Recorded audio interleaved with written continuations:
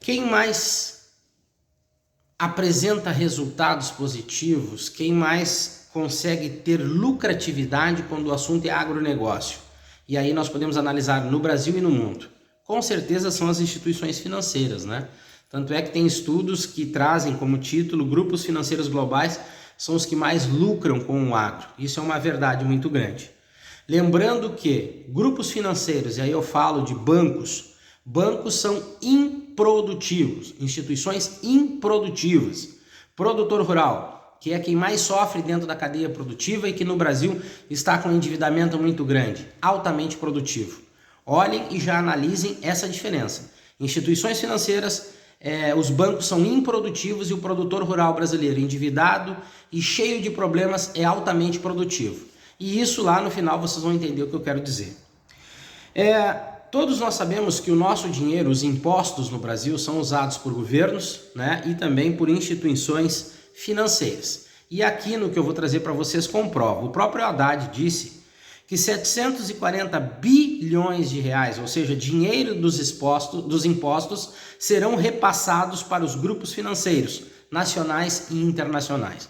740 bilhões de reais, dinheiro dos impostos, serão repassados para grupos financeiros, tanto os nacionais como os internacionais. E aí eu volto a dizer, instituições financeiras altamente improdutivas, trabalham com dinheiro dos impostos do Brasil, do brasileiro, que o brasileiro paga, e ainda repassam o dinheiro do brasileiro para o brasileiro, ganhando em cima através de juros, né, cada vez maiores. Então, é o dinheiro do povo repassado para o povo com cobrança de juros e ainda garantias. É um absurdo o que acontece no país, né? Então, lembrando também que o próprio Lula tinha feito um desafio para produtores rurais e ministros, e eu topei o desafio mesmo não sendo nenhum dos dois. E aqui eu faço uma ressalva, né? 740 bilhões para as instituições financeiras. É um absurdo o Brasil fazer um negócio desses com impostos, com dinheiro do povo brasileiro. Aí nós vamos ver que no Brasil só existe política de altos juros, políticas em prol dos bancos, né? O próprio Banco Central já também falou que a dívida brasileira está na casa de 7 trilhões de reais, né? E o produtor rural endividado, né? Com uma dívida do tamanho entre 700 e 800 bilhões, já tem gente falando numa perspectiva de 1 trilhão. Então vejam bem, produtor rural endividado, 700 a 800 bilhões, né, podendo chegar a 1 tri, e nós estamos repassando dinheiro dos impostos no Brasil, 740 bilhões para instituições improdutivas. É isso que o presidente Lula se refere como uma grande política em prol do agro? Duvido. Então, cenários são extremamente favoráveis às entidades financeiras, e aqui eu trago um dado. O Itaú, o Santander, o Bradesco e o Banco do Brasil, somente no segundo trimestre, tiveram um lucro somado de 27,6 bilhões de reais com o dinheiro dos impostos que somos nós que pagamos. Então, olha o tamanho da bagunça, das políticas, né, de altos juros em prol dos bancos, das políticas voltadas somente para os bancos e instituições improdutivas, e em contrapartida nós temos um produtor rural endividado, que é ele que garante toda essa movimentação financeira para que a economia do país tenha, né, esse fortalecimento. 740 bilhões para as instituições financeiras e o produtor rural deve entre 700 e 800 bilhões. Ou seja, se nós considerarmos a CPR inicial, com certeza nós poderíamos cortar mais de 60% desse valor do endividamento.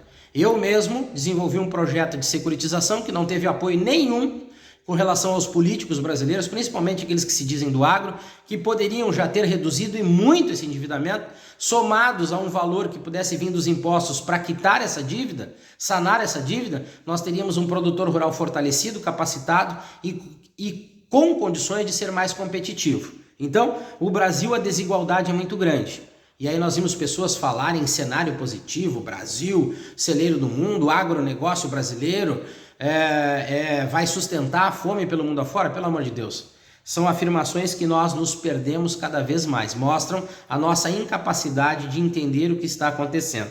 E aí nós vamos para o seguinte: produtor rural, ele está endividado com os bancos, instituições improdutivas e também extrabancos, com outras entidades financeiras que também são improdutivas, que tem garantias, né, sobre o financiamento que é liberado e ainda mais juros que vêm a partir de uma sobreposição, de uma renegociação da dívida, empurrar esse produtor cada vez mais para a beira do abismo. Então, o produtor rural tem uma produção comercializada com a parcela de maior representatividade na economia do país. Isso é fato.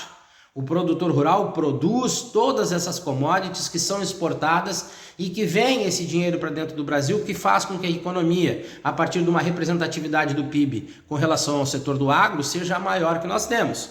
Então, o produtor rural, ele investe, ele produz, ele assume riscos, ele tem prejuízos, né, como quebra de safras e tudo mais, custos altíssimos com relação ao preço final das commodities, ainda tem com relação a esses prejuízos, a rentabilidade, os problemas ligados ao clima e as variações mercadológicas, então faltam políticas públicas específicas e isso tudo está levando esse produtor cada vez mais para um endividamento. Então, bancos, eles não possuem riscos, têm uma alta lucratividade. Já o produtor busca o investimento, garante o fortalecimento da economia do país, tem riscos altos e ainda tem uma lucratividade muito baixa. Por quê? Porque existem as variações de mercado, onde esse mercado coloca os preços das commodities. Então, as variáveis para o produtor estão ligadas à rentabilidade, ao clima, ao preço das commodities, e isso tudo influencia no resultado final, que vai levar esse produtor para um endividamento maior ou menor.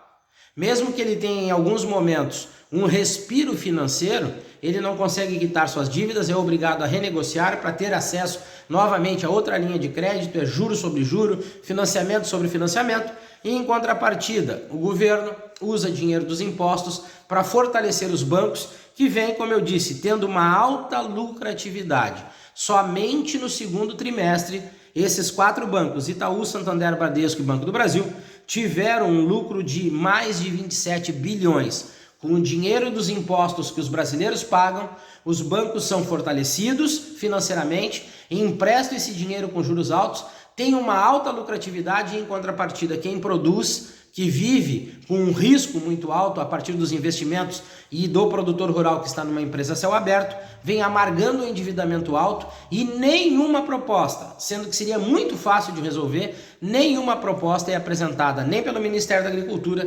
tampouco pelo governo federal.